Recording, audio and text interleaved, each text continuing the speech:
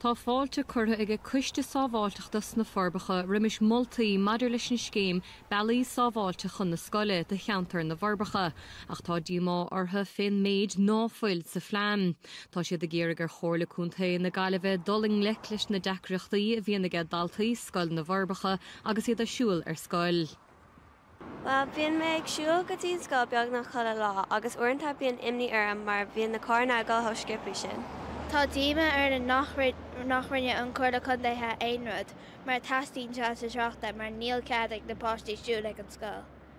Tá na sáil sa treachta síos go dtí an éid go gáile síos go dtí instravant, so céim fá nachhfuil siad an seo. Scrígan cuiste sábháilteachta go dtíon gcóirle ag ggéir gur síilte tráchta a chur a bheras, an tóran luis os cór na scoile a laidú, agus amlína saléid a chur ar fáildómh i len na hibre. Cuircha le héad ar fáil de scoil na eile sa cheantar agus tá cuiste asúil go gurfar macasáil a bhaimdóibh gan bhuiil. Tá deacreachtaí móra agan leis a trocht, ní bailach sábháilte ag na páistí le teacht ar scoil, ní léon chóirthaí sáilte an, cluis tú hain a mé trocht atá dal thart, tá an uirt sin leanaí a dal isteach.